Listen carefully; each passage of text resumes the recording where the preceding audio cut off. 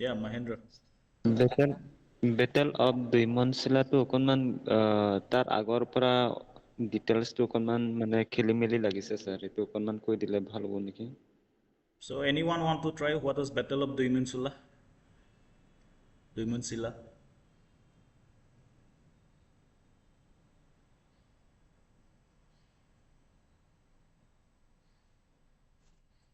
Can anyone explain your friend here, Duimonchila?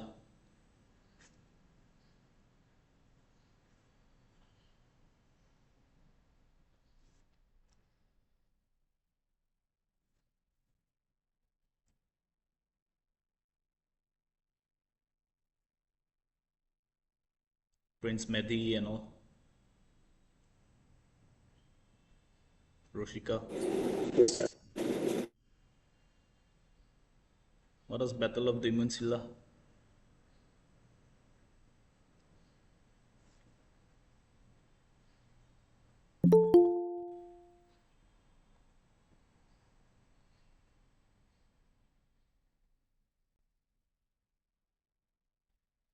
Duimonchila was a battle of Ahoms and Mughals.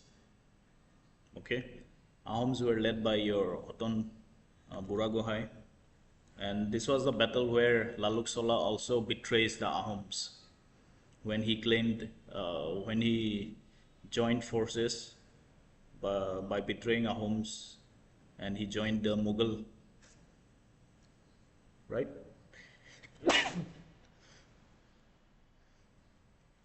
He joined the Mughals, Laluk Sola. What was the promise? That he'll be made king. So he claimed independence.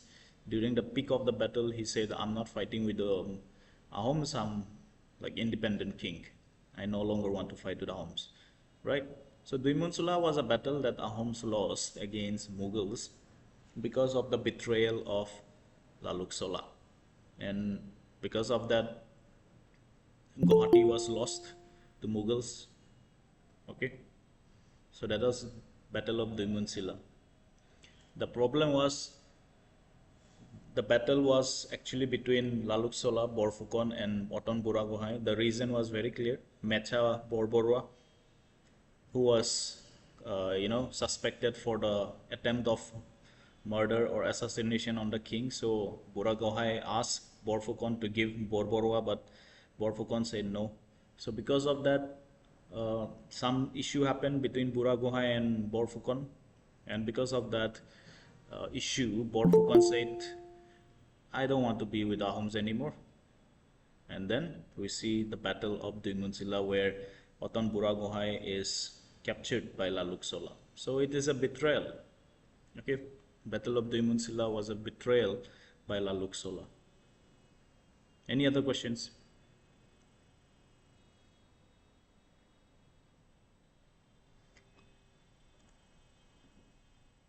You have the notes. In the notes, everything is given properly. Okay, what was Battle of Duimonchila and everything. It's given. So please read the notes properly. Alright, today we will be talking about the next king after Sukrungfa or Rudrasingha. Anyone remembers what was the promise or what was the will of Rudrasingha? Before he died, he made a will. What was that will? All his son will be king. He said all the sons. Need to be king. Yeah, all his sons should be king. That's what he said, right? So after him, after Rudrasingha, we see a son called Sutanfa or Shivasingha. Okay, Sutanfa or Shivasingha. Hindu name is Hivahingha. The Ahom name is Sutanfa. Okay, the eldest son of Rudrasingha. He comes to power. The eldest son comes to power. He was initiated by your Parvati Gohai. Can anyone tell me who was the Parvati Gohai? Do you remember Parvat Gohai or Parvati Gohai?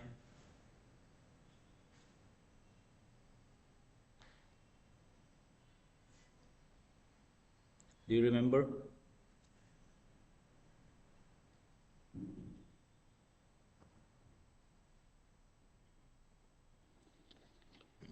Priest of Kamaikha, I think, who came from Bengal. Yeah. So any priest who was in Kamakhya, he was known as the Parboti Gohai. Okay, any king who was, not any king, any priest who was in Kamakhya, the head priest of Kamakhya was known as Parboti Gohai. So there was a ritual in the Ahom kingdom at that time, by this time, that they all wanted to be initiated as a king by this Parboti Gohai. Okay, so the pujari would come and make the king. Okay, so that was the rule. We see the influences of Hinduism by now. All right, so this Siva Singha comes, gets initiated by Parboti Gohai, but he was very superstitious. Why was he superstitious? Because the Parboti Gohai, if you remember Krishna Ram Vidya Vagesh, if you remember, he was a Parboti Gohai. So he said that Dangoria, from all the stars that I have and all your life that I have studied, your rule will be very small if you rule the kingdom. So instead you should, do something about it. Okay, you are a king now, but your rule will be very short. So that made him very, very superstitious. And in 1722 this prediction was done, that his rule will come to an end at a very short time. Okay, so he became superstitious. So that is why in his place his queen, the first queen, Queen Phuleswari, was ruling in his place. So Siva Singha was the superstitious king, the eldest son of Rudra Singha. Okay, because the Parboti Gohai must have said, I see that you're king, but if you keep ruling, your reign will be short. But if you let someone else rule, it might go long. So he, instead of ruling, he gave the kingdom to his queen to rule, and he was in the backside. That does not mean he was not a king. He was there, but from behind he was working. All right, but the main face was Queen Phuleswari. Okay, Queen Phuleswari. And because of this superstitious nature, he also became a little paranoid, like his forefathers, and he started having a large scale of spies. Okay, internal spies. Everyone could have been a spy in his kingdom. Okay, so that was a condition. A large espionage system or spy network he built for his safety. All right, so his, like I said, his queen was the king. So that is why in Assamese this queen is known as Bor Rosa Phuleswari. So instead of Siva Singha, it was his queen ruling. Okay, so of course he was in the background. So during his time, Persian style coins were made. Okay, Persian style minting of coins, meaning the coins were designed in the Persian style, of probably from the influence of your Mughals and all those they have seen, right? So Persian style minting of coins happened. Shaktism becomes the official religion. Okay, Shaktism, maybe because of the influence of Parboti Gohai, they started believing in Shakti more than any other religion at that time. So because of this Shaktism becoming official religion, there was humiliation on the Mohantos, the Vaishnavites. Okay, humiliation of the Mohantos starts taking place during this time. So one of the stories says that uh, Queen Phuleswari apparently in one of the rituals, smeared, sacrificed blood on the Mohantos. Okay, in one of the stories that goes on, that Queen Phuleswari, the so-called king of Ahom kingdom at that time, she put some sacrificed blood on the faces and the foreheads of some Mohantos. So humiliation was there of the Mohantos. Okay, because they believe in Shaktism. All right, Shaktism is a little bit intense form of ritual, right? So that is why the humiliation faced by Mayamara Mohanto leads to anger in this period. Okay, so these Mayamara Mohantos, they were angry. Not only them, the Vaishnavites were angry with the king because of his incompetence and the queen also. Okay, however, we see a lot of development, like Gorisagar tank, water tank, which is still there, Gorisagar water tank. They also built a school for teaching or learning Sanskrit. All right, they had a lot of poets in there, like Ananta Acharya. Okay, all these poets were there. All right, so it was going good in terms of development. But religion wise, I mean, Vaishnavism was suffering because of humiliation and all that. However, Queen Fuleshwari died in 1731. Okay, Queen Fuleshwari died within 10 to 15 years of her rule as the king in place of Shiva Singha. She dies in 1731. All right. So, like I said, Shiva Singha was a superstitious king, so he did not want to take the throne. So the next Bor Raja is Draupadi or Ambika. Okay, Bor Raja, Draupadi or Ambika. The second queen becomes the king of Ahom kingdom at that time. So during this time, she built Shibadol, Hebdol and Sipsagar water tank. Okay, which is still there, by the way. Then this painting took place. It was called Hasti Vidyarnava, a book on elephants by Sukumar Borkit. Remembered his name. Sukumar Borkit wrote this, tales of elephant. Okay, it was the first wildlife book on elephants. All right, and the painting has been done by two painters called Dilbar and Dosai. Okay, Dilbar and Dosai painted this. Okay, Dilbar and Dosai, they painted this. All right, but the stories and the tales and all the information was given by Sukumar Borkit. So who wrote Hasti Vidyanarva? Sukumar Borkit. Who painted the book? Dilbar and Dosai. Okay, so Draupadi, Bor Raja Draupadi also does not last long. By 1738, she also dies. Within 6-7 years of her rule, she also dies. So apparently, the Parvati Guhai was right that if you rule, you will die early. So probably because of that curse going to other queens, so the Shiva Singha was safe. He did not rule, so he was safe in that way. However, he was in the backdrop. Okay, and after that, the next king or queen is Bor Raja Enadori or Sarveswari. Okay, another queen of Shiva Singha. She is made the king of Ahom kingdom, and during this time we see visit of Colonel James Mill, an European or a Britisher at this time. So we see the coming of British into Ahom kingdom. Okay, before that also we had one foreigner. Can anyone remember the name? Can anyone remember the name of the foreigner?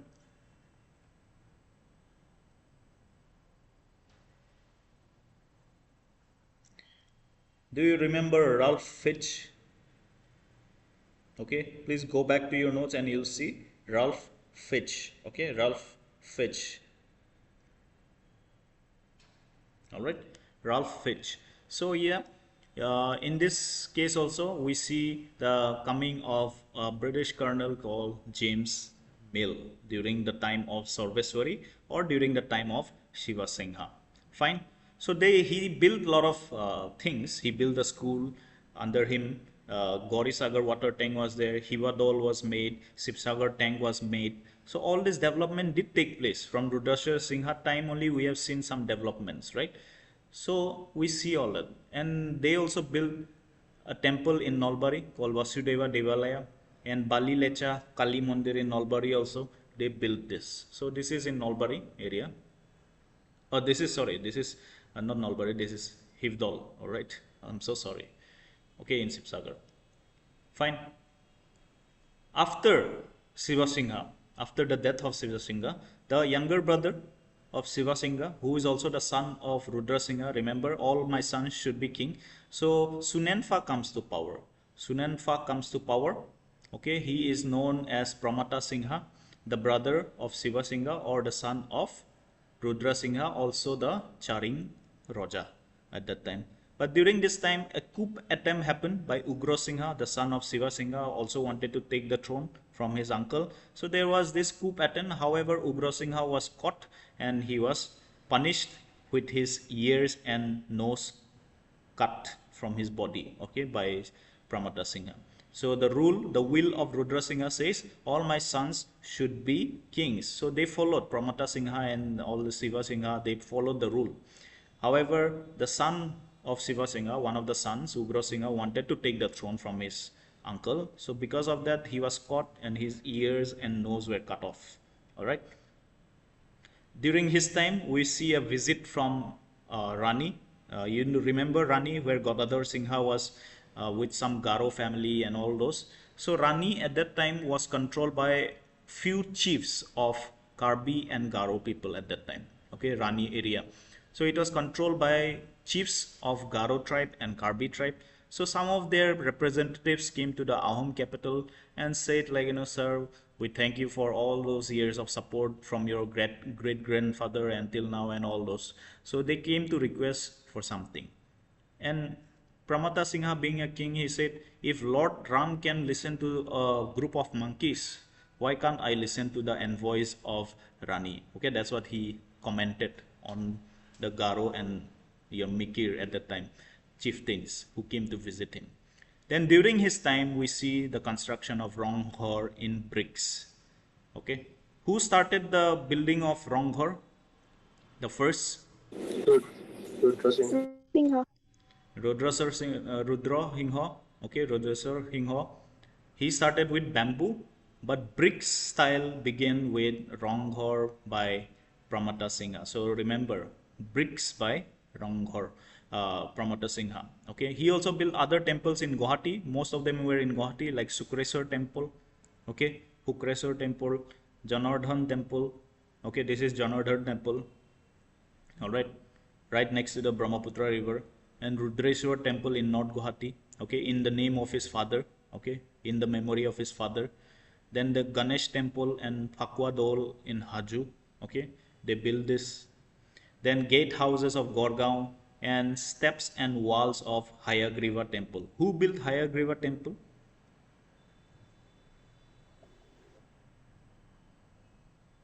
Anyone remembers?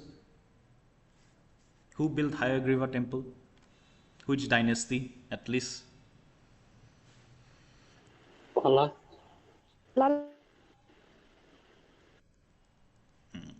So Hayagriva temple was from ancient times, right? Remember, it was from ancient times.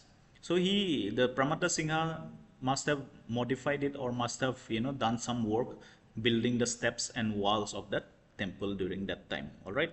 So it was all. This temple is still there in Guwahati. You'll see in opposite of the flower market in Guwahati in Fancy Bazaar. On the other side, you will see this temple, Janardhan temple. All right, that was built by Pramata Singha. Okay, then this is in North Guwahati, the Rudreshwar temple, which is still there. Okay, you can visit this. Then this is one of the dolls from Hajo. Okay, Phakwa Dol. So Phakwa Dol was made for playing Holi. Okay, the celebration of Holi was made by Pramata Singha in Phakwa Dol. Okay, so remember that Phakwa Dol was made for Holi celebrations in Hajo. All right, fine. All right, so that was Pramata Singha. A lot of development during this period of time. After the death of Rudreshwar Singha, we see the sons building the kingdom. So all the archaeological evidences that we have from Ahom kingdom is from this time, okay, from this 1700s time. All right, it's not very of course for us it's like 300-400 years old. However, it's not very new in terms of historical perspective, not very old in terms of historical perspective. Okay, so then previous ones we don't know whether it existed or not. We have no idea about the previous king's architecture, but this was the golden period of Ahom architecture during this time. Lot of developments, lot of buildings, lot of temples were going on around this time. Okay, and all the sons did that. So youngest brother called Suremfa comes after Pramata Singha. Okay, he was the younger brother of Shiva and Pramata, the third son of Rudreshwar Singha. He takes the throne from 1751 and rules till 1769 approximately. He started building the Tolatal Ghor, Karen Ghor. All these were palaces All these were palaces of the Ahom kingdom, which is still there. Okay, we know Tolatal Ghor are connected and Kareng Ghor are connected through tunnels. So if they don't allow you anymore to go inside the tunnels anymore, right? Then Haragori Dol, okay, he only built Borbheti Than in Jorhat and Namghor area. He gave that Borbheti Than. Navagraha temple, Bosistha temple, Manikarneshwar temple, Dirgheswari temple, and he also worked on some of the areas of Kamakhya temple, right? Then Siddheswar temple in Swalkusi, Negriting Shivadol in Dergaon, Kedar temple in Hajo, all these were built by Rajeshwar Singha. So the golden period, okay, the golden period of Ahom architecture takes place during the time of Rajeshwar Singha. All right, Rajeshwar Singha. During his time, he had to lead an expedition against the Mikirs in 1765. So who are the Mikirs? Karbi people. Probably the Karbi people started revolting against the Ahom rule. That's why he had to take the Mikirs, okay, directly. Okay.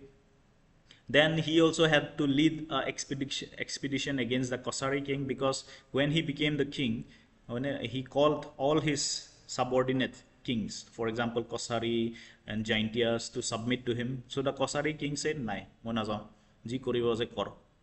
So Kosari king did not go.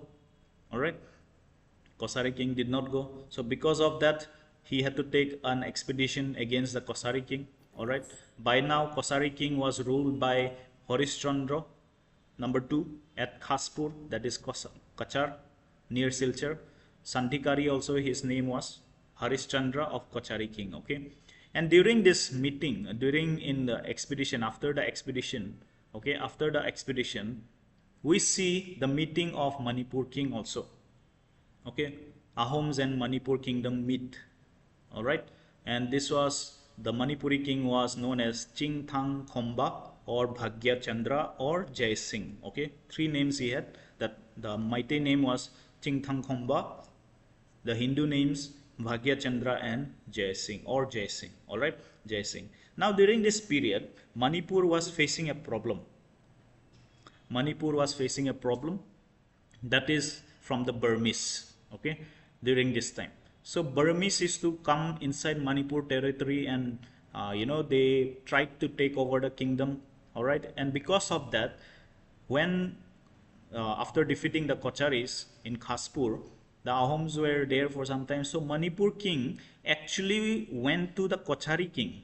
All right, the story is like, he actually wanted the support of the Kochari king because Kochari king was their neighbor. But when he came to the Kochari kingdom, he saw someone else is ruling, that is Ahom. So, a little bit confused he got, and he must have thought, okay, Ahoms are much stronger than Kochari. So he asked the Ahom king representatives that, "Sir, we are being taken over by the Burmese, can you help us?" And Ahom king somehow agreed to it. Okay, Ahom king somehow agreed to it and said, "Okay, fine, we will send a troop." Okay, we will send a troop. Now during this time, there was an expedition to Manipur to send away the Burmese, and during this time, they did not fight with anyone else but the forest. That is why it is called Lota Kota Ran.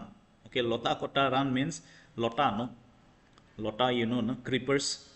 So thick forest they had to battle. So the battle was with not Burmese but the forest. So the army of Ahoms just kept clearing forest after forest after forest, but did not even get into Manipur kingdom, did not even enter Manipur kingdom. So that is why it is called as Lota Kota Ran, meaning cutting the forest, the war of forest. Okay, the war of cutting the forest. All right, fine. So Ahom soldiers were cutting these trees and these creepers, and on top of the hills were the who will be there on top of the hills? Naga. The Nagas were waiting happily. Okay, the Nagas were waiting happily. So they were happy waiting for them, and the Arams had butchered all of them. Okay, they could not even fight with people. So because of that, the Ahom army had to retreat back. Okay, Ahom army had to retreat back. So when the king must have asked the commander, "What happened?" "Sir, we fought bravely." "With whom?" "With the forest and the Nagas." "But I sent you to enter Manipur. What happened?" So of course it's just a side joke, but then that was the situation at the time, because the forest, we know till now it is so thick. Till now, if you go towards Manipur from Nagaland, it is still virgin forest, right?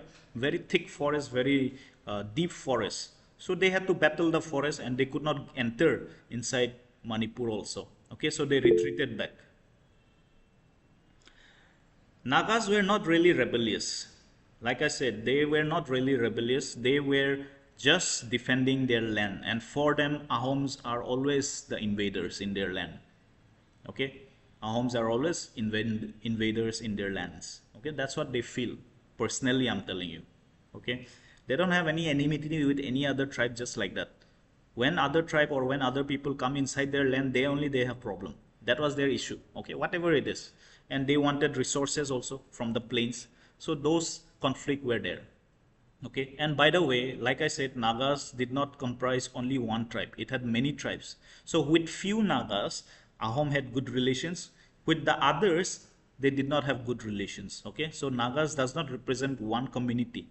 Okay, that is the problem. So many tribes were there. So many different divisions of villages and clans were there. Okay, that is why. So after that Lota Kota run, a new Borborua comes to power called Kirti Chandra Borborua.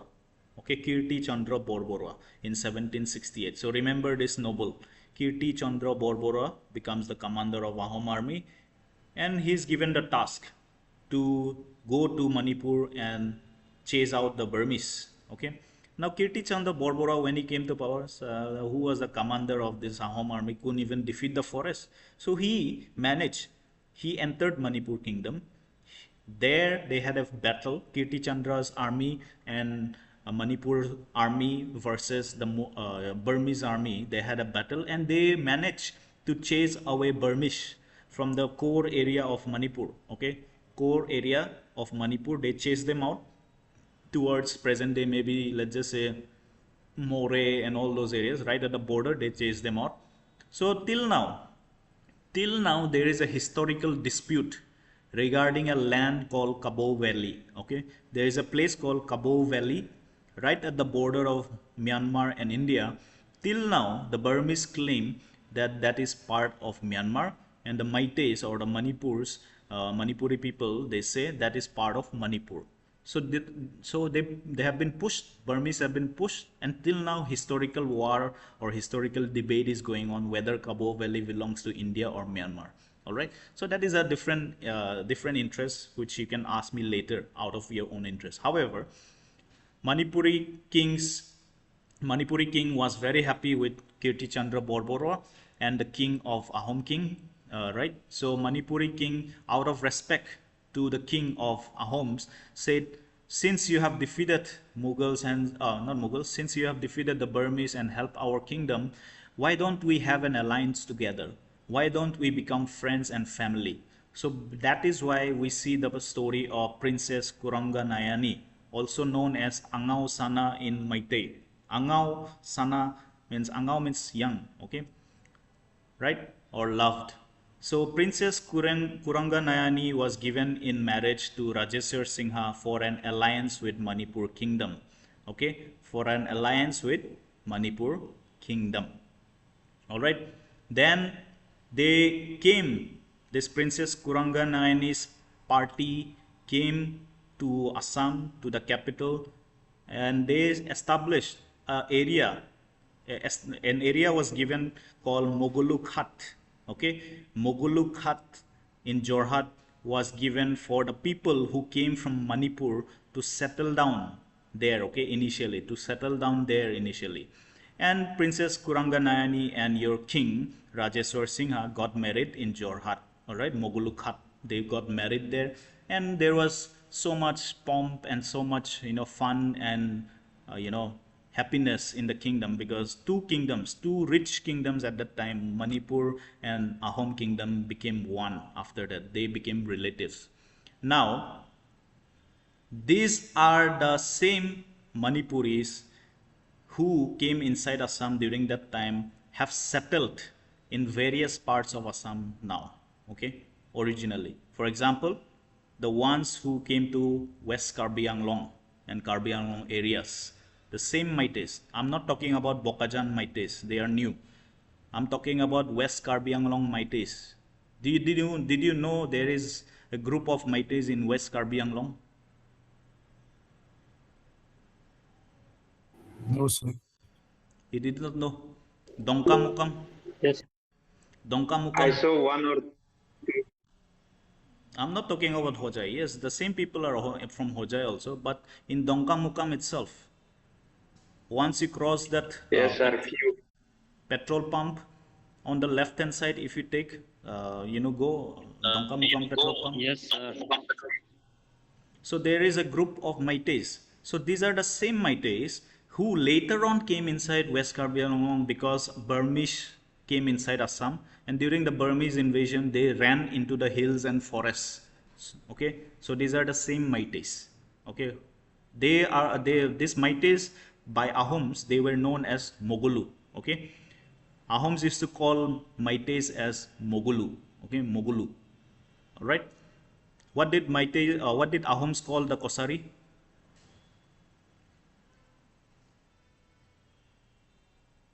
Anyone remembers? What did Ahoms call the Kosaris? Morengia. Morongi. Okay, Morongi. The Meiteis were known as Mogulu. Khat means the place. Okay, Khat means place. All right. So there was this place historically, Mogulu Khat. Till now it's there. The name is Mogulu Khat in Jorhat. But then, of course, the Meiteis have gone different places here and there. All right. So Princess Kuranganayani was married to Rajeshwar Singha. But Rajeshwar Singha died of an illness, and during his time, when Kirti Chandra Borbora becomes the commander, he modifies the pike system. Can anyone remind me what was pike system? Can anyone remind me of pike system? Anyone who is 15 to 15 years. We cut an individual from the age of 59 something. How many pikes were And there they in a live- good? Four groups. 4 pikes were there in Four one pikes. good. Okay, 4 pikes were there in one good. But during this time, Kirti Chandra Borbora changes it and makes it 3. Makes it 3 pikes in one good. So how many months one pike worked? 4 months. So the 4 months. time of work has increased. So that was one of the point. Remember this point, okay? The pike system was modified during Rajeshwar Singha under the leadership of Kirti Chandra Borbora, and because of that, the pikes started having some problem with the kingdoms or the royals, okay? Because they were already burdened. They had 3 months work, yes, but now again it is 4 months work of free service, right? They were not given payment for it. So we see the pikes are also getting angry. Now we saw before during the time of Shiva Singha, who his wife Fuleswari humiliated the Mohontos also. Okay. Now Ahom kingdom is slowly facing internal problems. First of all, by the Mohontos, who were humiliated by Queen Fuleswari. Remember when Fuleswari smeared blood on their head? Okay, that is one reason Mohontos were angry. Now the pikes, the base line of Ahom soldiers, they were also getting angry with the royals. Okay, the increasing work hours, they were not happy. So slowly we see a little bit problem in Ahom kingdom internally. All right, Ahom kingdom internally. So keep that in mind. Okay, keep these 2 points in mind. Now remember Jai Singh, the Manipur king, or Bhagya Chandra, he took Vaishnavism to Manipur from learning from the Ahoms or from the Ahom kingdom. He took Vaishnavism, and he was the one who invented Ras Leela. Okay, Ras Leela, have you seen Manipuri Ras Leela? Have you seen Manipuri Ras Leela? Okay, so No, sir. all right, let me show you from Google. Manipuri Ras Leela. this dance? Have you seen? Manipuri dance. Okay, so this is Manipuri style of Ras Leela. The king, all right, the king Jai Singh or Bhagya Chandra has initiated the dance or took Vaishnavism into Manipur, all right, took Vaishnavism into Manipur. Okay, so we see cultural exchange between the two kingdoms. We got a Manipuri princess, okay, into Ahom kingdom, and the Manipuri king took some Vaishnavism, okay, and invented the Ras Leela or the Manipuri dance at that time. All right, so this was Rajeshwar Singha. We see what he built. See all this building. This is in Hajo Kedar temple. This is Manikarneshwar temple in North Guwahati. This is Dirgheswari temple, North Guwahati. Vasistha temple, Guwahati, and Navagraha temple inside Guwahati city, right? Then this is, what is this? What is this? Ghor, Ronghor. This is Ronghor? Sorry, Karenghor. Karenghor next one is Tolatal. This is Kareng, this is Tolatol, okay? Don't get confused. So you can see inside there are so many tunnels actually. Of course, now land has come up, but it might have been tall before, okay? It might have been tall, all right? So this is Tolatol Ghor, which you can visit. This is Kareng Ghor, which you can visit. So these two palaces were connected, it seems, okay, in the olden times, all right? Then this is Negriting Shivdol in Dergaon. On the highway itself, if you go towards Dergaon, you have to move on the highway. On the left hand side, this temple is there, all right? And then these are some structures, that is Gula Ghor in, Sipsagar and all those that he built, all right? Okay, fine. So these are the structures built by Rajeshwar Singha, all right? Sir, Yeah. sir, Rajeshwar King of to Ahom or Shahjahan boli koa hoy na? Yeah, Rajeshwar Singha is also known as the Shah Jahan of Ahoms, but I don't like these titles because why? He is Rajeshwar Singha. Why should he be compared with Shah Jahan, right? So history have this funny way to remember things. Okay, history have a funny way to remember things. Why would you be called as, like, if you become a teacher, for example, and you also are doing very good in teaching, would you be like to be called the Hebol Doley of 2027, right? You will not like it, no? If you are alive, you will not like the title. So Rajeshwar Singha also will not like the title if he hears it, or to be called as Shah Jahan of Ahom Kingdom. I mean, I don't like these titles personally. Okay, this is personally. But if you get a GK question, who is known as Shah Jahan of Ahom Kingdom, please tick Rajeshwar Singha and come back. Don't tick on Hebol Doley. Don't say right under that question. Don't write like, I don't care about this question. Don't write it. You'll get slap or zero directly. All right. Fine. But anyways, personal reasons. My personal opinion is why to call someone as someone else. Okay. Why would I call, if Rahul Gandhi becomes a prime minister, why would I call him the next Modi ji? No, he's Rahul Gandhi. Let him be Rahul Gandhi. No? Anyways, he does not have so much respect also. So anyways, okay. Anyways, these are the things that he built. Okay, all the structures. So a lot of development happened during this time. Okay, during the Ahom kingdom around 1700s. Okay, almost 1800s now, mid 1700s. Okay, after him, the last brother of the three, Sunyofa, comes. Okay, Sunyofa from 1769, 1780. He was known as Lakshmi Singha. The other son, the fourth son of Rudra Singha. Okay, he was known as Lakshmi Singha. Now, as tradition says, the new king, okay, the new king had to marry the old, the previous king's wife also, not as a, not as a marriage, but then it was mandatory to take care of the widow queens, right? So he also got married with Queen Kuranga Nayani, all right? Lakshmi Singha gets Queen Kuranga Nayani because she was still young, okay? She was still young, okay? Kuranga Nayani was still young. And during this time, Lakshmi Singha had a problem with Parvatiya Gohai, okay? With the head priest of Kamakhya, he has problem now. Because Parbatia Gohai did not want to make him king as per the stories. Okay, he did not, the Parbatia Gohai, the Kamakhya priest, did not want to initiate Lakshmi Singha as a king. So Lakshmi Singha says, Toi kole hobo neki, moi Rosa, and this is the will of my father. So what he did, he called a Assamese Bamun called Ramananda Acharya. Okay, and this Ramananda Acharya initiated Lakshmi Singh as the new king. Okay, as new king. Then he exiled all of his nephews, that is from his brother Rajeshwar Singha's sons. All of the sons were exiled. Exile means what? They were given a little bit of security, a little bit of money, and said, go away from Ahom kingdom. Don't ever come back till I'm here, because if you are seen, you'll be killed. All right. So they exiled the kings, the sons of Rajeshwar Singha. Okay, all of them, all his nephews, by the way.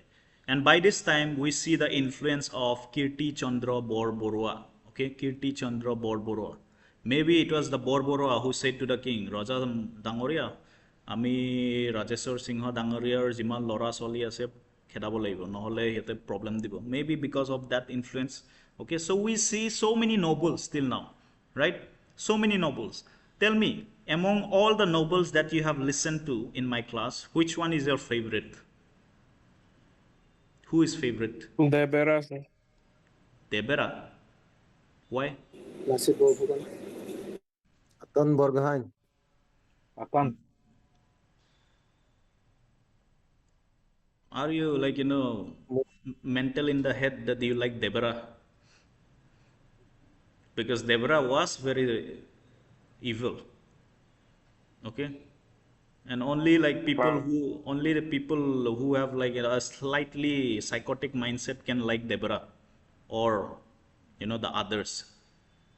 Okay, it shows something. I'm just joking. Don't take it seriously. All right, don't take it seriously. It's just a joke. I'm just trying to entertain you all. Anyways, okay, the first Muamoria rebellion happens during this time. As soon as it takes throne, Muamoria happens. Now, reason why the first Muamoria rebellion. First of all, we'll understand what is Muamoria. Okay, what is Muamoria? So there was a lake. I'll write it here. There was a lake in Majuli. Okay, called Muamoria. Okay, Muamoria Lake, which is, by the way, no longer there, but still, the people of this lake, or the people, I mean, there was a hotro there, okay, hotro called Muamoria hotro, which was pronounced also as Mayamara, okay, Mayamara, okay, Mayamara. So this hotro people had a problem with the kings of Ahoms that we know already. Shiva Singha's wife did what? Smeared blood on them. So they were already a little bit angry. Okay. Now this Kirti Chandra Borphukan becomes powerful, and he goes to Mayamara Hatra, and he orders a person called Nahor Khora. Okay, Nahor Khora and his son Ragha Neuk. Okay, Nahor Khora and Ragha Neuk. All right. So what happens is Kirti Chandra orders Nahor Khora and Ragha Neuk to bring an elephant. Okay, to bring an elephant immediately. So they bring an elephant. Ragha Neuk brings an elephant, but the elephant was a bit thin, a bit small in size. So because of that, Kirti Chandra Borborua cuts off Nahor Khora's ears. Okay, because of that. All right, cuts off Nahor Khora's ears. All right, and that angers Ragha, because Ragha was the son. Okay, and because of that, with the help of some people, they started independence movement. And these people, Mayamara Hotro people, were mostly Moran, Motok, Kosari people. They all believed in the Mayamara Hotro. Their spiritual guru was Mayamara Hotro. So we see the first independence movement from Ahom kingdom by the Morans. Okay, that is why Morans were demanding independence, because of that insult to their leaders. Okay, to the Nahor Khora. So that was the first basis of Moamore rebellion in 1769, where Ramakanta and Raghaneok, okay, demanded Moran independence. And because of this rebellion, they captured Gorgaon and Lakshmi Singha. Okay, they captured Gorgaon and Lakshmi Singha, and they ordered the execution of Borborua. So remember Borborua, Kirti Chandra Borborua. As soon as the new king comes, he does that nonsense and he gets caught by the Moran people. Okay, who are Morans? The old Kosaris. So they revolt against the Ahom king and they take the throne. They capture Gorgaon and captures Lakshmi Singha and puts him in the prison. Okay, puts him in the prison. Maybe they thought apunar logot juddha nasile, apunar ei Borbora logot he problem to asile. So they executed Borbora on the spot in the independence movement. So you see the weakness already in the Ahom kingdom. What was the weakness again? Why was there so much weakness? The mighty Ahoms who beat the Mughals now can't even fight the Morans. What was the reason? So they cannot adapt. No. I gave you two reasons. What was the two reasons? I told you to remember All two the things. pike, Sir, internet. The Pikes were not didn't happy join anyways. The Pikes were not happy anyways because the extension of work has been like, they were only three Pikes in a good, so they were not happy anyways. And the Moamara Hotro, okay, it was such an influence at that time that most of the Pikes, almost 70% of the Pikes were followers of Mayamara Hotro. So when Moran people came, when Moran leaders like Ramakanta and Raghaneok came, they did not even fight with them because they are the same disciples of the same Hotro. They knew each other. Okay. So we see the weakening of Ahom kingdom by now. Alright. We see the weakening of Ahom kingdom by now. And Kirti Chandra Borborua was executed. Ramakanta was made the new king and Raghaneok was made the new Borborua of the new Moran kingdom. Okay. So now it's no longer Ahom kingdom actually. They just took the titles of Ahoms, but then they are not really Ahoms. They were Moran, old Kosaris. Alright. So they took the throne and Borborua, Ragha Borborua, was forcefully married with Kuranga Nayani. So this Manipuri princess who came from Manipur all the way, she sees all these political problems in Ahom kingdom. So sad, no. She must have thought like, oh, I'm going to a nice, strong Ahom empire, but comes to know that Ahom empire itself is khokla inside. It is not doing well, right? So she is forcefully married with Raghaneok, all right? And there are many stories. Raghaneok has many stories. So whenever Raghaneok comes to the palace at night, of course, to be with his new wife, Kuranga Nayani, so Kuranga Nayani will always tell, please wait. And she'll go somewhere, but she never comes back. She sends her, slave called Hunai. Okay, there was a slave called Hunai. Her same features, same shape like, body shape like Kuranga Nayani, and she'll send her instead to be with the king, or Borbora, sorry, to be with the Borbora. So Raghaneok always thought he was on bed with the princess or queen, but it was the slave actually. It was the slave. So Angausana or Kuranga Nayani was smart. Okay, she was smart. All right. So be careful of Manipuri girls if you're dating a Manipuri. Okay, you never know what they will play with you. All right. So she was smart. Okay. I'm just kidding. No offense. My first girlfriend was Manipuri, so I don't care. All right. So that was the story of Kuranga Nayani. She was known as a smart princess, a smart queen. Okay, a smart queen. All right, a smart queen. Okay, because she knew that Raghaneok does not deserve to be with her. Right. She knew that and she protected that. Okay, that is the reason. Okay, so girls, be smart like Kuranga Nayani. All right. Fine. So role of Kuranga Nayani in Ahom kingdom, very small, but let's understand. So she was known to be witty and very clever. Okay.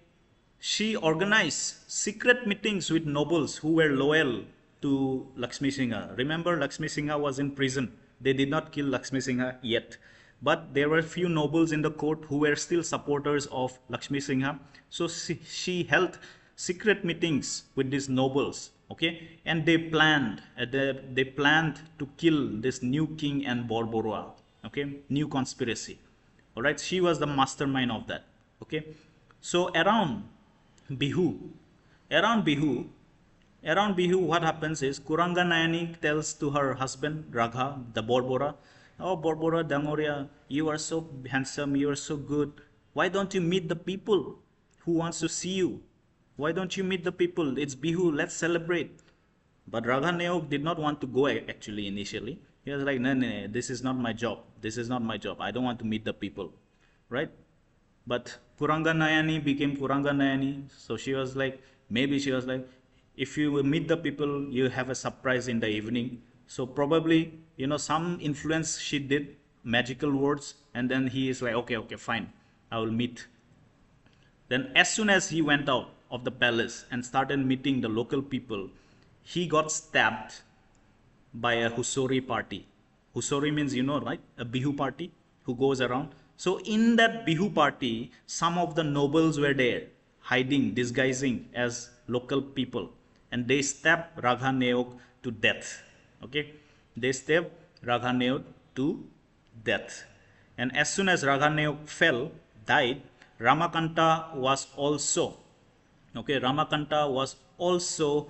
executed soon after that. Okay? Ramakanta was executed, and the first execution of Mohonto, Mayamara Mohonto, who were the spiritual guru of all this Ramakanta and Ragha Neok, he was also caught. Mayamara Hotro Mohonto was caught and executed for their role in overthrowing Lakshmi Singha. So see, Kuranga Nayani's role in preserving Ahom kingdom is still mentioned in the history. Okay, not many people knew about this queen for very, very long. Okay, for a lot of period of time, no one knew about this queen so much. But in the recent studies, we are seeing Kuranga Nayani. So Ahoms and Manipur also have a relation. Okay, so Meiteis particularly. I'm not talking about the tribes. I'm talking about the kingdom. Meiteis and Ahoms had royal touch or royal connection. So that was the role of Kuranga Nayani. Then Lakshmi Singha comes out of the prison. He is made the king. He rules till 1780, okay, for the next 10 years. There were some minor rebellions here and there, that is dealing with your Mayamara and Morans here and there. But during his time, we see another structure called this Rudrasagar Sibdol. That is the last temple built by the Ahoms. Okay, last temple built by the Ahoms. It is still there in Rudrasagar area of Sibsagar. Okay, fine. Now, who was ruling Mayamara Haptra? So it was founded by Anuruddha Deva, the nephew of Honkordev, in Moamoria Lake, right beside this lake called in Machuli. Okay, but it has been underwater. Okay, it's underwater. Right? Fine. All right, that was Lakshmi Singha and the story of Kuranga Nayani. All right, Kuranga Nayani. After Kuranga Nayani, we see, after Lakshmi Singha and Kuranga Nayani, we see Suhit Pangfa, okay, also known as Gaurinath Singha, the son of Lakshmi Singha. So the will of Rudra Singha was fulfilled. All the sons became king, all the sons ruled, and after that, son of Lakshmi Singha, Gaurinath Singha, comes to power for 15 years, okay, for 15 years. And during this time, we also see the second Moamoria rebellion. Why? Second Moamoria rebellion, any idea? Any idea? Why did it happen? First, we know, because of the role of Kirti Chandra Borboroa. The memorial want to read. When you kill a spiritual leader or a religious leader, what will happen? They were waiting for a chance, Moamorias. They were waiting for a chance. All right? Because their Hotro Dikar, who was one of the guru of theirs, was executed by the former king. So they were waiting for a chance, and immediately after the new king comes, you see the revolt of Muamoria. Okay, you see the revolt of Muamoria, and this revolution was so strong that they burned the coronation hall of the Ahom kings. Okay, coronation hall means where they initiate the traditional ceremony of Singari Ghor Utha. So they burned that hall completely, the revolution. All right. Then because of this, the new king had to take action, and he led a massacre of all the Muamorias. So whoever was there, there was so much massacre. Okay, but the Muamorias did not go out. They fought valiantly, and they were so angry with the Ahom royals that they wanted to destroy the capital altogether. They really wanted to destroy the capital only. So during that time, the king had to escape to Dorong, one of their vassal kingdom called Dorong. Remember who was the first king of Dorong? Anyone remembers?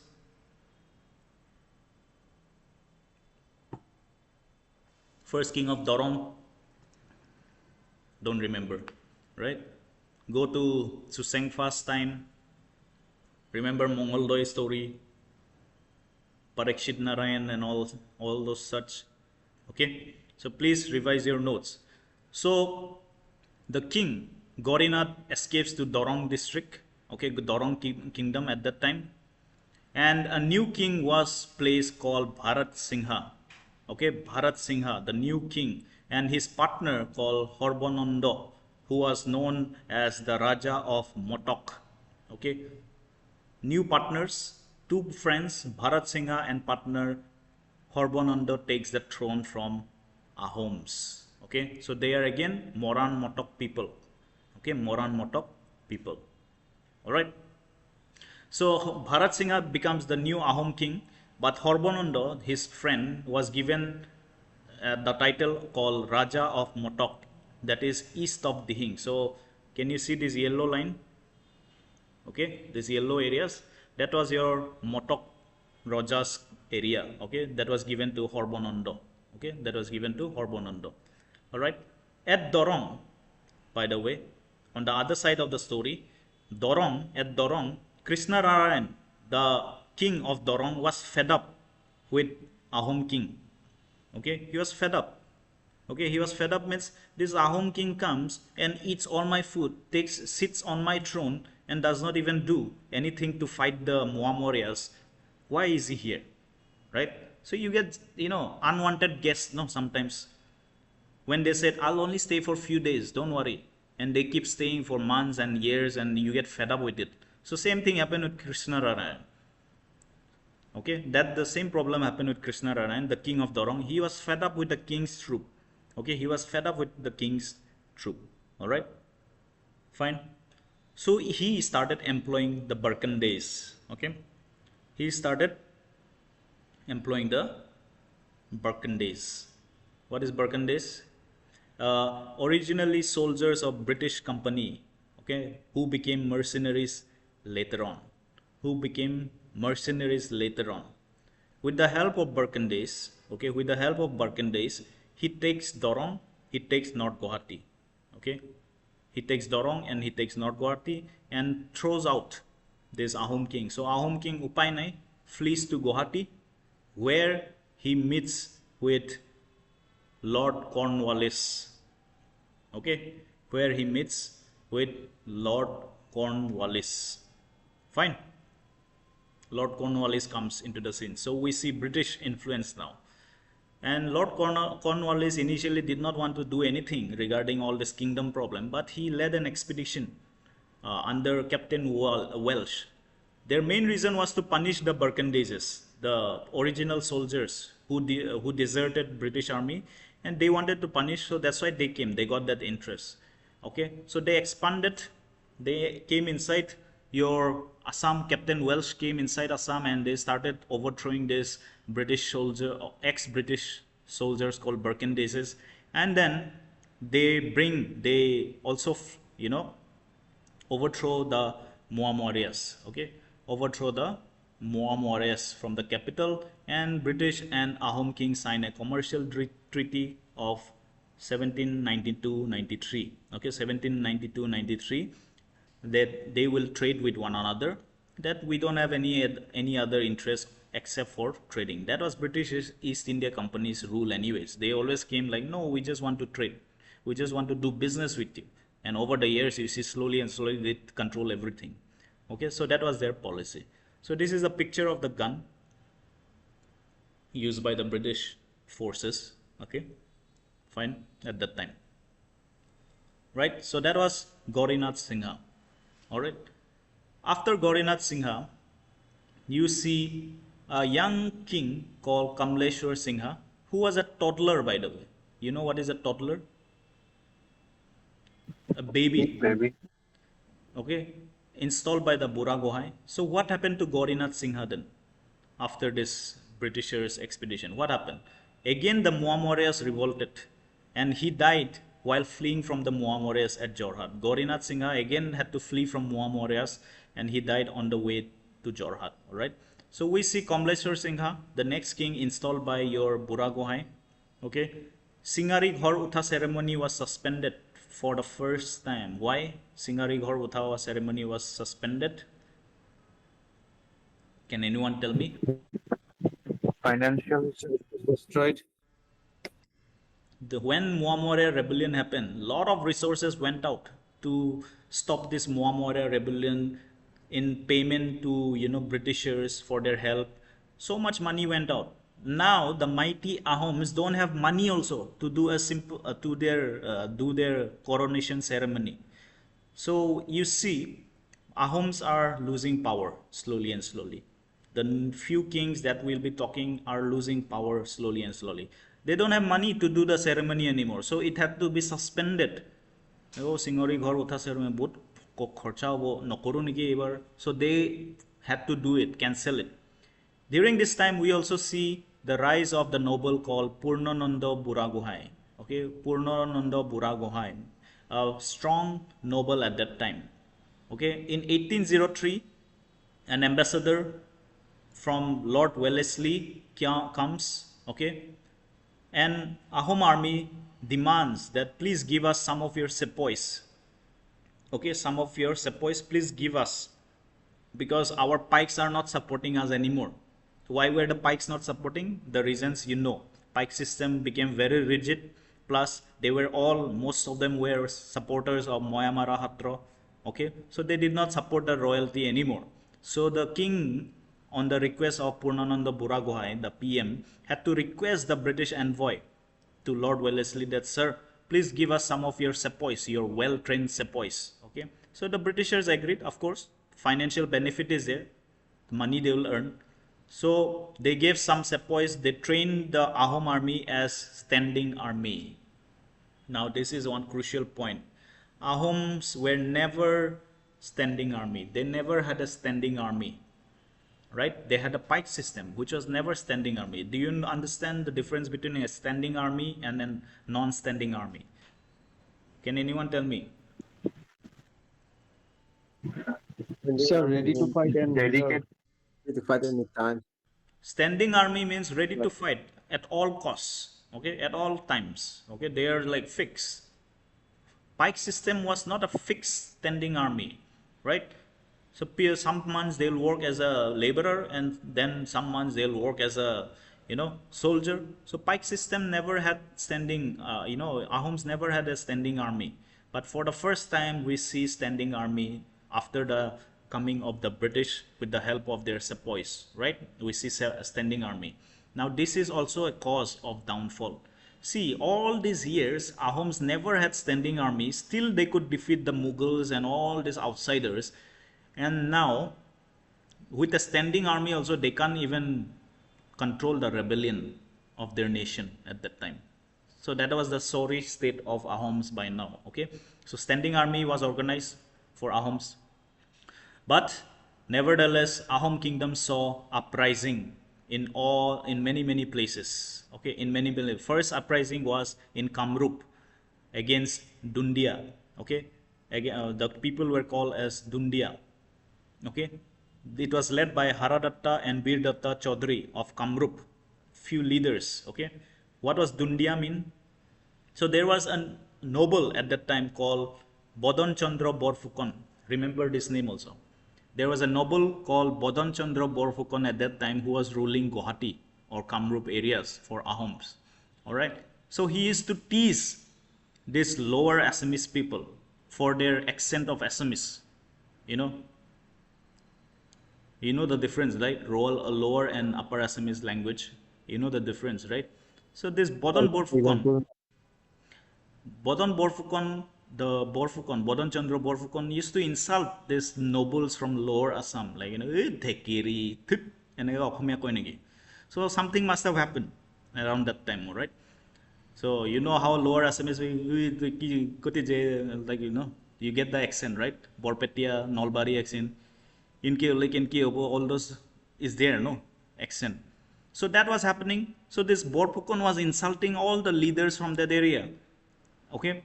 And Borfukon insulted them by saying them, tohot sob lower Assamor manu dundia hoy. Dundia mane to quarrel with one another. All the time you keep quarreling with one another. Dundia sob.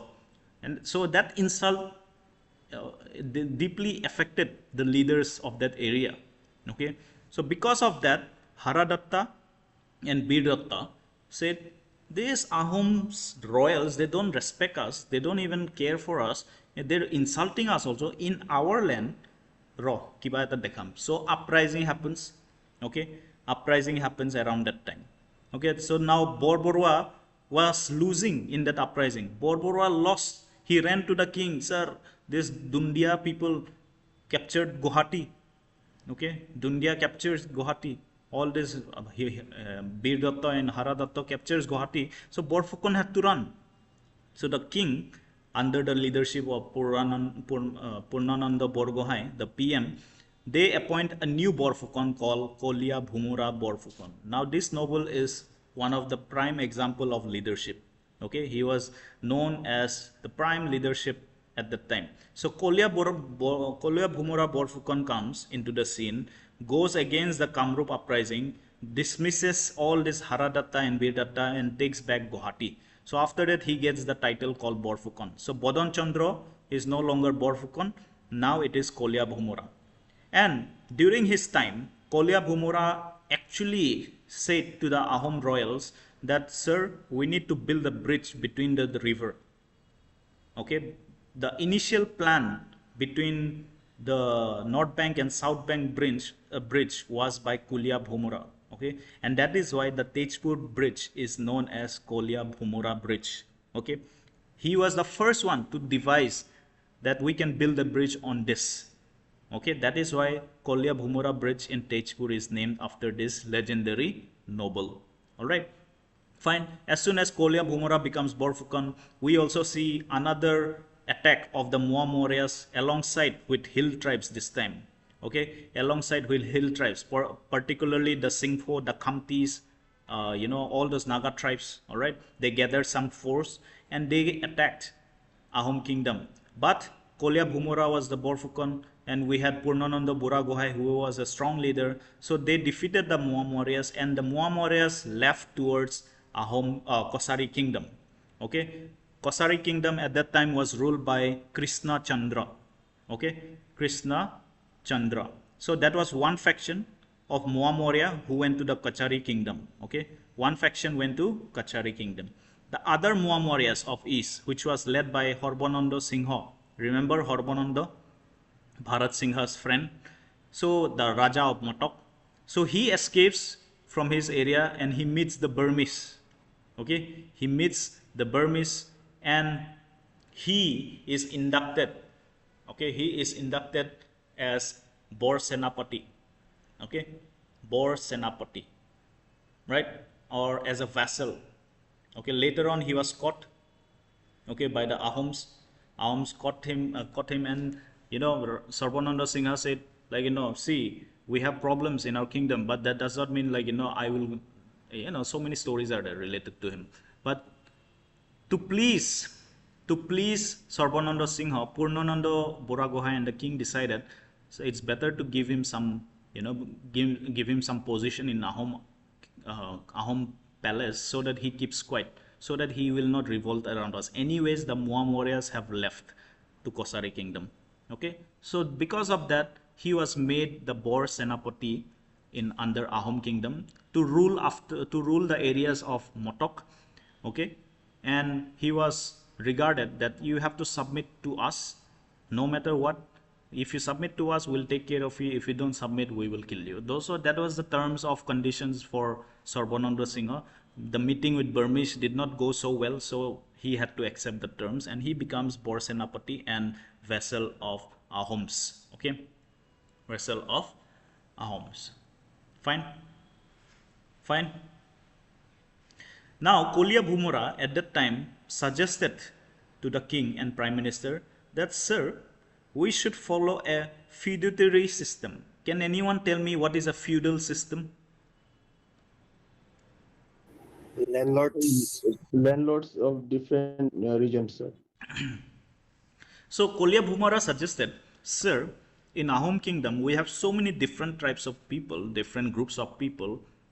Instead of making them our subordinates, why don't we make them our vassal, like, give them certain autonomous power. Okay, so he was suggesting autonomous council at that time for the people.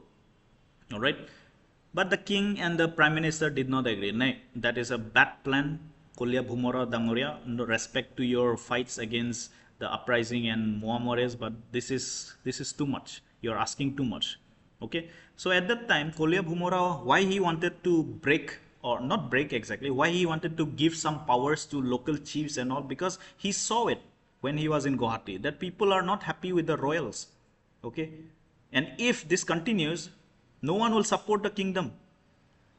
So instead, give them some certain powers, give them certain autonomy, so that they always stay with you. That's what Himanta Biswa Sarma is doing with Karbi Anglong, Boroland, missing areas, all these tribal areas. What is he doing? He is giving some powers here and there. All of Nimok to Pelai dise sanat. And tasting the Nimok, we are happy. Like, oh, okay, we will keep quiet for some time. We will not talk about autonomous state or statehood demand. We will not talk for some time. That's what is happening. In front of your own eyes, it is happening. So that time also Kolya Bhumara suggested that we give some power to these chieftains so that they keep quiet, and whenever time comes, they will help us because we gave them the power. Okay, we gave them some power, but it was rejected by the king and your Bodon Chandra Purnananda Buragohai. So they reappoint Bodon Chandra Borfukon again. Okay, so they reappoint Bodon Chandra again as Borfukon, terminates Kolya Bhumura as Borfukon. All right. Now during this time, Jorhat becomes the new capital. Okay, Jorhat becomes new capital. There are some works of literature around this time. That is Ramayan's part. Okay, was written by Hurya Bipro. Okay, compilation of Hitopadesh by Numali Rajmau. Okay, which was originally written by Bhagish Bhattacharya. So all this literature work takes place. All right, and in 1811, we have a smallpox endemic. So we had corona. In 1811, the Ahoms and the Ahom areas had smallpox. Can anyone tell me smallpox? What is smallpox? Anyone know smallpox?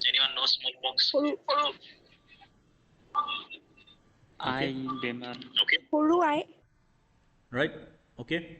So smallpox epidemic was going on in Ahom kingdom at that time, and many people died also during the pandemic. All right. So 1811 was a time when we have smallpox. After that king, who was the king? Kamleshwar Singha. After Kamleshwar Singha comes Chandrakanta Singha. So you can see two timelines, 1811 to 1818, 1819 to 1821. So in between 1 year or something must have happened. So let's understand that. So Chandrakanta Singha becomes the king. Now he had a best friend, Satram. Okay, Chandrakanta, he was also young, by the way, not very old. Okay, maybe in the early 10s, 11s. Okay, and he had one good friend called Satram. Okay, so when he was made king by Purnananda Buragohai, okay, the Buragohai is playing the role. So he said, মোৰ লগৰটো বহিব লাগিব মোৰ লগত ছাত্ৰামো বহিব লাগিব the Purnananda ডাঙৰীয়া you are king you are no longer a kid so all the story is there নাই মই নবহো until my friend comes I will not sit so you have kids like that no stubbornness you don't listen to the seniors so ठीक है fine the Bura Gohai had to make his friend also sit with him to become king all right so remember this name Satram so during this time the friction happened with Purnananda Bura Gohai so the king and the Bura Gohai started fighting why what was the reason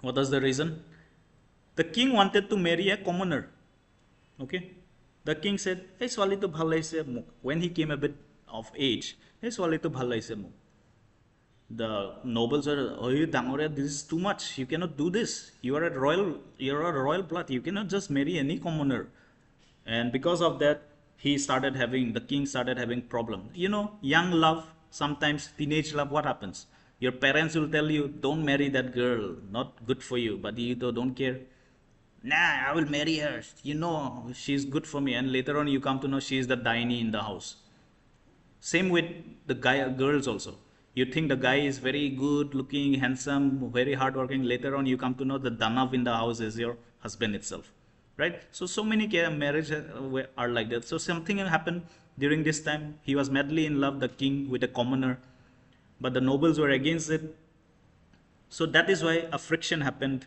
between the king and the nobles okay Purnananda Bura Gohai okay now during this time this Chandrakanto goes to his best friend remember Satram and he tells the story this Purnananda Bura Gohai is not my father but still he's acting like my father not even allowing me to marry this girl I love so much so Satram said mari de tak moi help korim you're my best friend I'll help you okay so they tried to murder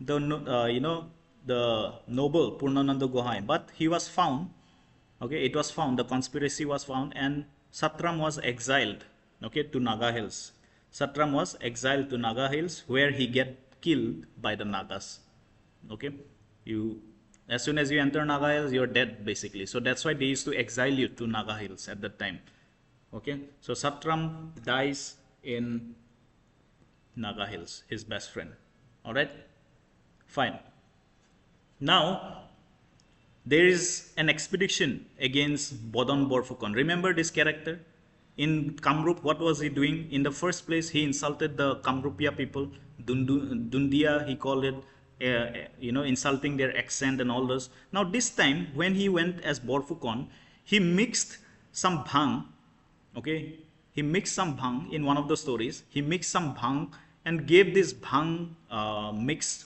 food to the elephants and the elephants became mad went around Guwahati crushing people and he was having fun with it okay this Bodon Borphukon such an idiot he was mismanaging Guwahati lot of money has been mismanaged he was doing all this nonsense in Guwahati this Borphukon so upay nai an expedition has to be taken against him so an expedition was taken all right but Bodon Borphukon being Bodon Borphukon runs to British to Lord Hastings okay and he said sir please save me from the Ahom royalty I don't know why they are after me but they have always been targeting me so please save me this Purnananda Bura Gohai is becoming very very powerful you have to help me but Lord Hastings said no I will not get involved into your own wars that is your own problem not my problem so instead when he was in Kolkata he meets an ambassador of the Burmese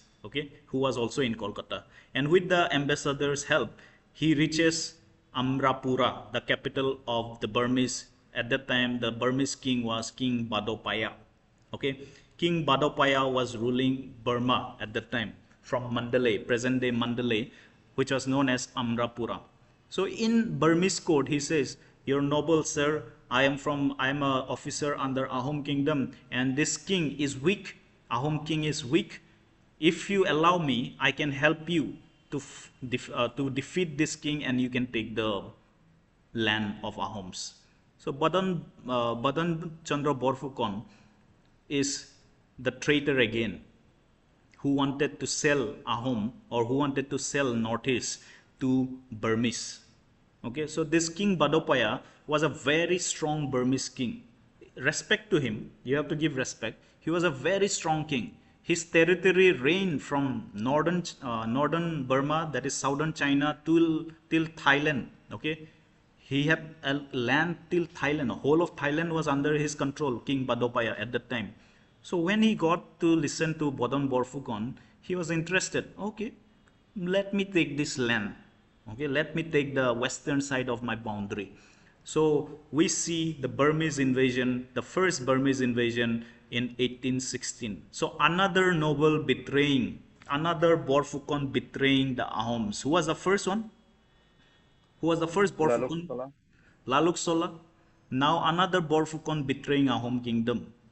Okay, so something to think of, right? Something to think of. So many problems in Ahom kingdom at that time. So first Burmese invasion happens in 1816, led by Maha Minla, the commander of the Burmese. He defeats Purnananda at Giladhori, that is Tipom country. He captures the capital, Jorhat, and Bodon Borphukon is made as the new prime minister of Ahoms under the Burmese. So Bodon Borphukon wanted the control of the palace. That's what he wanted. Laluk Sola also wanted the control of the palace. They did not want to become kings actually. They never wanted to become kings. They are nobles, so they know their role. So they just wanted to control the kings as puppets. So Burmese defeats, okay, the Purnananda Boragohai and captures Jorhat and makes, Acha Bodon Borphukon, thank you for your help. You rule as prime minister and give us the report. Okay, so that's what the Burmese did, right? That's what the Burmese did. Fine. Fine. So apparently, when Purnananda realized that he was dying, or he was being defeated, one of the stories says that he was never captured. He swallowed a diamond to kill himself, it seems, during the battle with the Burmese, apparently. But Burmese says that they captured and killed him. Whatever it is, does not matter. When Bodon Borphukon becomes the new prime minister, okay, the new prime minister, conspiracy was hatched. Who was Numoli Rajmao? The chief mother, okay, chief mother. Remember Numoli Rajmao? She wrote a book also,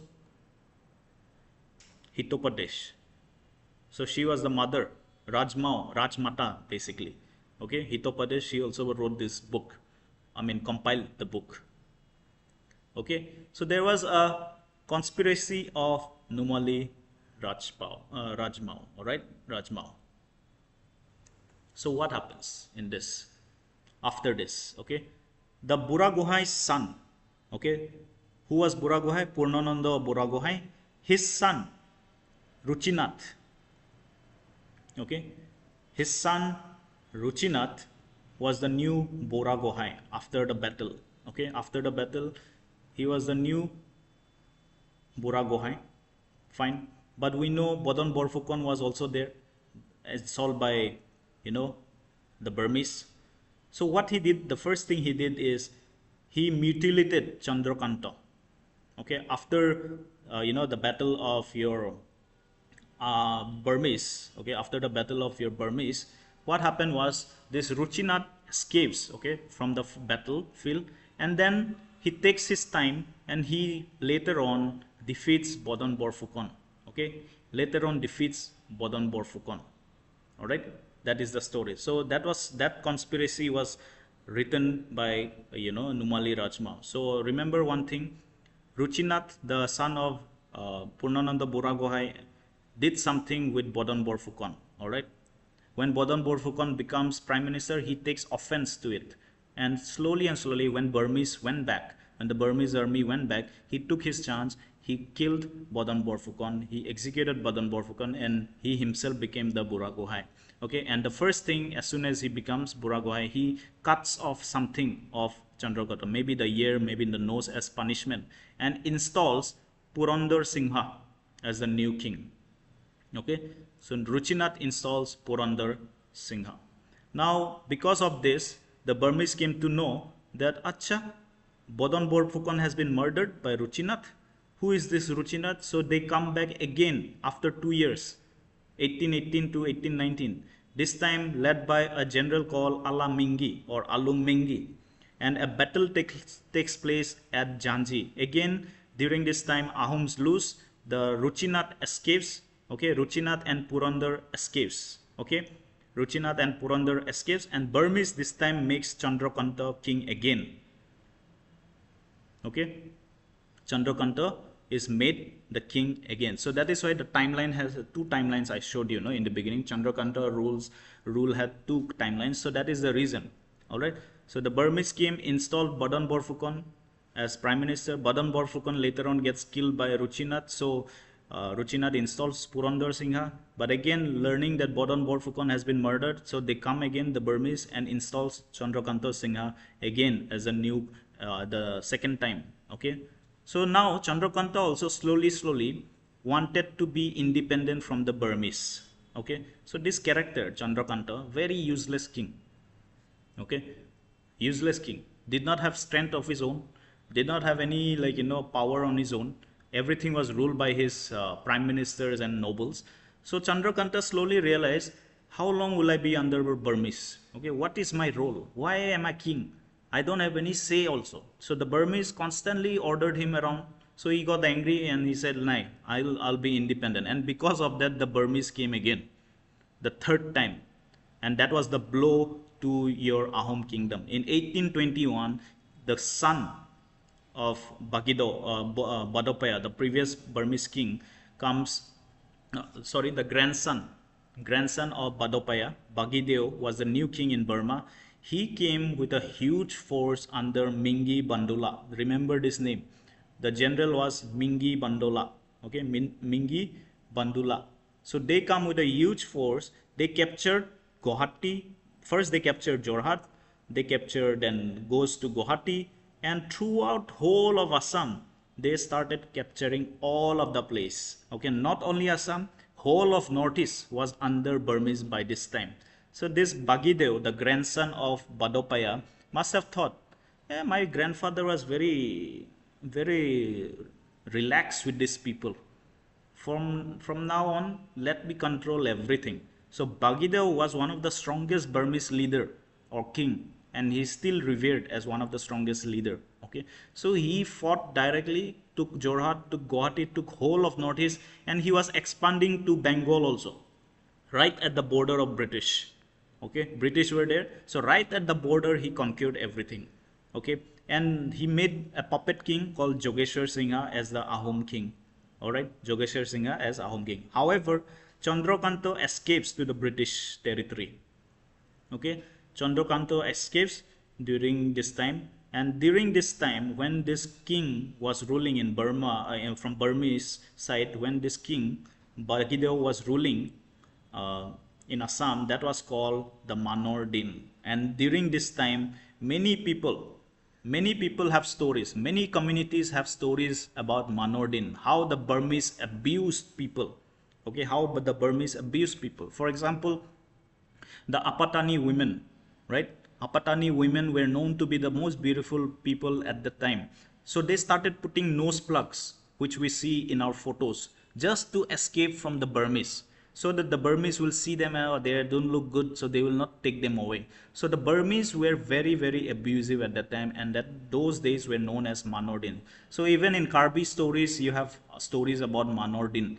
Okay, you ask your great grandfathers. Okay, that's what I'm saying, Dansil. Even the Karbis had stories about Manor Din. Even all the tribes in Northeast have something related with the Burmese. So the Burmese came in 1829 under Bagideo and this Bandula. They created havoc around Northeast. All the kingdoms in Northeast were under the Burmese for some period of time, at least 2-3 years. Okay. Only problem was King Bagideo became over ambitious and they started fighting directly with the British. Okay, so an empire so strong that they could even challenge the British at that time, right? So that was the Burmese. And we see a puppet king called Jogeshwar. Chandrakanta goes to the British territory and says, "Sir, please help me, please help my kingdom." So the Britishers also must have thought by now, This is a hopeless king. This is really a hopeless king. Okay, so we see the last of Northeast kingdoms now. By 1822, Burmese invades Manipur, okay, pushes towards Kachari and Jaintia, right? We see that. In 1823, some Britishers come inside Assam and they discovered tea, okay. In 1824, the first Anglo-Burmese war happened between British and the Burmese, okay, between British and the Burmese, which is very, very important for our study. There are two more wars, second, third, fourth Burmese Anglo war also, which is not important for us. But in this first Anglo-Burmese war, Britishers win and the Treaty of Yandaboo is signed. Okay, Treaty of Yandaboo is signed between Sir Archibald Campbell of British and the Burmese, envoy. So in the treaty, the Britishers asked the Burmese to give Assam, Manipur, Rakhine, Arakan to the British. Okay, they said you have to give these territories. So Rakhine state is southwest of Burma, and this Arakan also is a mountain range in the south of Burma. So they had to give away Assam, Manipur, which was under their control, to the British. They also had to promise that you will not interfere in the affairs of Kochari kingdom and Jaintia kingdom. Okay, that also they agreed. 1 million pounds sterling was asked as a payment or fine by the British. 1 million pounds sterling. What is the value of 1 million right now? What is the value of 1 pound in Indian currency? 100 rupees. So on an average 100 rupees. 1 pound is 100 rupees. So imagine 1 million pounds sterling in rupees. So the Burmese had to pay that much as a fine for starting a war, according to the British. Okay, according to the British. Right? And they also signed a commercial treaty saying that from now on Burmese and Britishers also will do trade. Of course, that is to benefit them only, not to the British. Alright. So after the Yandaboo treaty, Kochari kingdom was restored under Gobind Chandra. Okay, but South Kochar area went to Chorjit. Okay, Chorjit of Manipur, and Manipur kingdom went to Gambhir. Okay, and Ahoms were placed under British protection. That is the tale of your Ahom kingdom. That is the tale of your Ahom kingdom. So this is your Mandalay, present day Mandalay. This, okay, present day Mandalay. So can you see all these pagodas in Mandalay? So it was very rich during the time of the Burmese Bagido and all these kings. They were very rich kingdom at that time. Their territories reigned from northeast India. Their territories were, ruling from northeast India till the border of Vietnam. Okay, during that time, Burmese. So influence was very, very heavy, and they were a very powerful king after the British, of course. So Britishers were known for sophisticated weapons. They were known for the riches they collected from the trade East India Company. They had a very organized army. So we see that is why the Burmese lost also. Okay, that is why the Burmese lost, and all the blame went to the Burmese, that you invaded first, you did this, you did that, so pay now. So that is how we see the end of Ahom dynasty in our history. Okay, any questions? So who was the last king of Ahoms?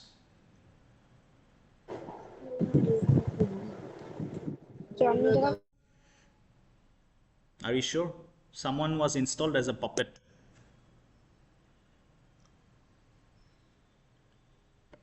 Jogeshwar Singha, remember, installed by the Burmese. All right. So yeah, if you get Chandrakanta and you don't see Jogeshwar, so it is Chandrakanta, the last king. All right. But if you get Jogeshwar Singha, please mark that Jogeshwar Singha, because he was the last king of Burmese, Ahoms by Burmese. So during this time, by 1826, after the Treaty of Yandaboo, Manipur was again given a princely status. It was ruled by a king. Kochari was also ruled by a king called Gobind Chandra. Okay, Then South Kochar, that is Hailakandi, Karimganj, was given to a brother of the Manipuri king because they also helped the British in fighting, and they demanded that they wanted a little bit of land, from the this one Kachari and Manipur kingdom. So a little bit they got. So Chorjit and Gambhir Singh's battle also is well known in Manipur history, not very important for us. So this Chorjit's people, I do not know what's the Ahom name of Jogeshwar Singha Borlia. So just remember Jogeshwar Singha. Okay, this Chorjit and Gambhir Singh battle began for the throne, actually. Just in brief, it began for the throne of Manipur. So they had a fight, and because of that, the one of them had to come inside. One lost, Chorjit lost, so he had to come inside Kochari kingdom, and he started fighting with the Kocharis also. And Kochari Upainai had to go to the British. So these Kochari Ahom kings at that time were so hopeless, but we still respect them. Okay, there is a story of Gobind Chandra, or the statue of Gobind Chandra. Till now it's there in Dimahasao. Okay, if you go to Maibong, there is a museum, so you will see all that. Okay, of the Kochari kings. But they were all hopeless only. Ahoms, Kocharis, Manipur, everyone was hopeless only at this time of the period, right? So Kochari kingdom was split between Chorjit and Gobind Chandra. So Chorjit's people, okay, later on adopted, or later on got mixed with Indo-Aryan group of people, and they formed the basis of Vishnupuriya Manipuris. Okay, Vishnupuriya Manipuri came to be a mix of later Meiteis with a little bit of Bengali population and Kosari population and all those. Okay, so because they were connected to Bangladesh by that time. That time there was no Bangladesh. Kochari kingdom extended inside Bangladesh. Tripura kingdom extended inside Bangladesh, right? So there was no such thing as Bangladesh at that time. So they got mixed. Meiteis and Brahmins got mixed, and they formed your Vishnupuriya Manipuri people as of now. Okay, in very, very short way. Okay, however, the Meiteis of Manipur remain the same. However, they are till now, they follow their traditions and all those. They have their language and all those things that happen. But Ahoms came under British occupation. Okay, Ahoms directly came under British occupation. Initially, Ahoms came under British occupation, but the people were revolting against the British also. They thought British were gods in the beginning, but they were also not very happy with Britishers after few years. Okay, so they also started revolution, which we'll talk in modern history, Gumdhar Singh and all those people. All right, so I'm just giving a basis what was happening. So Ahoms also got their kingdom back for some time, but again Britishers took it over. Okay, Britishers took it over. By 1833-34, Ahom kingdom is completely under British. All right, completely under British. But Motok kingdom, remember the Sarvananda line, Sarvananda Singha's line. So that Motok kingdom was still independent till 1835. Then slowly and slowly Britishers take that also, takes Jaintia kingdom also, takes Khasi areas also, takes Kosari kingdom also. By 1840, everything was controlled by the British in the northeast. Okay, and because of this occupation of British in Kosari kingdom, we see a rise of a rebel called Senapati, what was his name? Tularam. Right? Anyone knows that name? Senapati Tularam. Okay. Tularam Senapati. Yeah, so he was the Senapati under Kochari king Gobind Chandra. He did not like Gobind Chandra because some problem was there, because Gobind Chandra was following the British too much. So he started a separate movement, and he declared NC Hills, present-day Dima Hausa, as independent from Kosari and British. So for many, many years, he troubled the Britishers. So we see a freedom fighter plus a rebellion leader at that time called Tularam Senapati or Senapati Tularam. All right, so that was the tale of whole of Assam in a very, very brief manner. Of course, the fun is not there when I'm teaching in class. All right, we are doing everything online, but no option, upay nai. We have to do it in this way. But in future, if we get a chance, I will definitely teach you again. If I get a chance, another chance, I will definitely teach you properly with stories, with backstories, so that you remember your history properly. Okay, but for this time, forgive me and forgive us and forgive yourself also.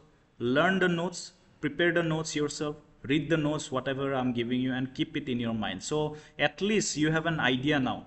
At least you have an idea, all of you have an idea, what is the relation between Ahoms and other communities, Ahoms and other kingdoms at that time. So tell me, how many kingdoms Assam had? How many kingdoms Assam had so far? From ancient to medieval to, till the end of Ahoms. How many kingdoms did we see? If you count, how many are there? How many dynasties?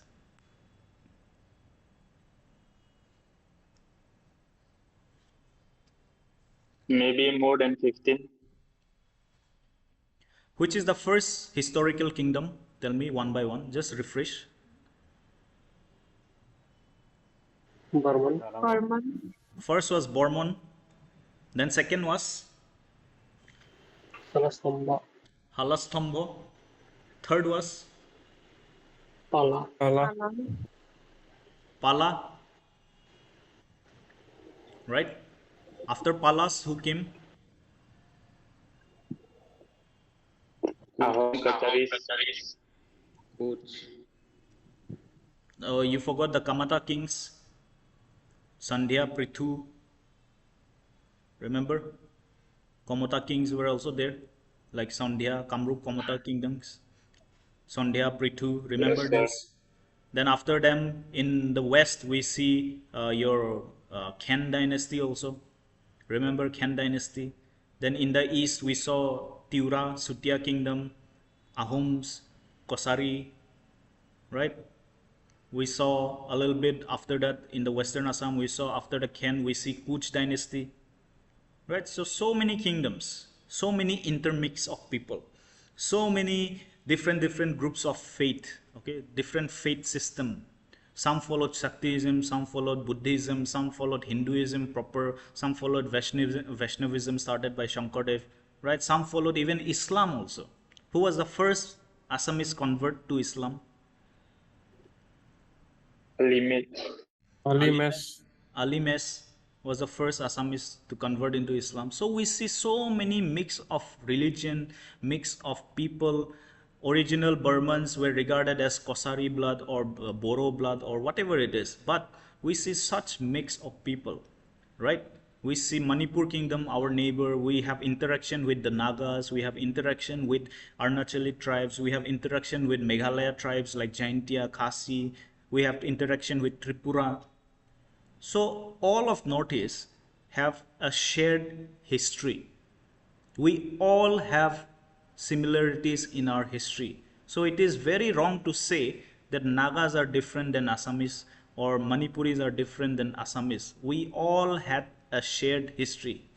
Okay, one of the shared history is that we had to run away from the Burmese, all of us. All of us ran away from the Burmese at one point of time.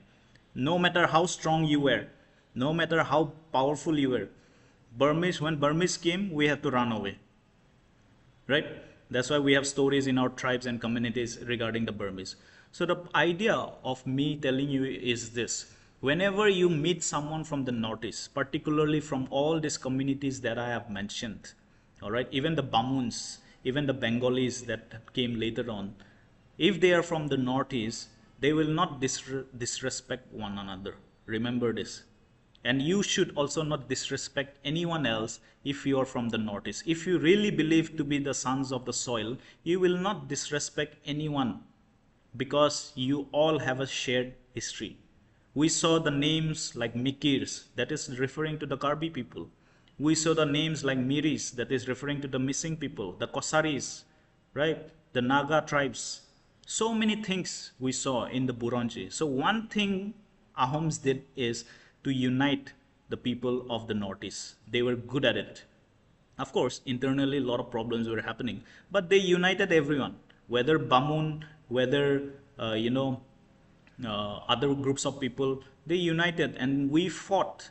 All of us fought, not all of us directly, but our ancestors, some of them fought with the Ahoms in controlling the invasion from outside. So why not now? Why are we fighting among ourselves now? Right? I think it's time for you to realize that we should stand up under one banner. Yes, sir. There Not, is. not to fight physically, but spiritual warfare and mental warfare is going on right now. What is that mental warfare? The idea that Assamese are becoming minority. We are not the minority. Always believe that. The one day you believe that Assamese are minorities, you lose the mental battle already. So your name is Timung, Kathar, Dole, Pegu.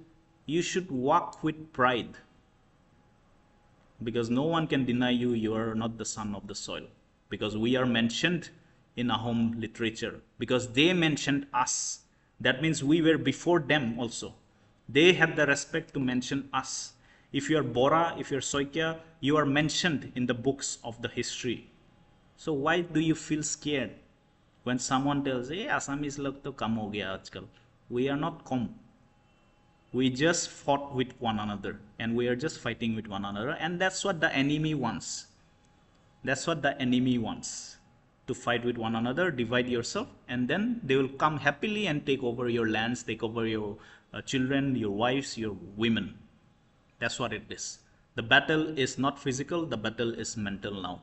So with this, I will end your medieval history, your history, Assam history part before modern history. Tomorrow we'll start modern history, the invasion of, the coming of British, and then the freedom movement in Assam and Northeast. All right. So please read the notes. I have given the notes. Whoever is saying, can you send the PDF? Yes, I'll send the PDF of today. Earlier classes are already there in the group, in Telegram group. If you go to Telegram group, you'll find all the notes there. Okay, Ahom notes and everything is there. All right. And if you need more revision, just go through the video once and relate with the notes. Okay. So I'll see you tomorrow.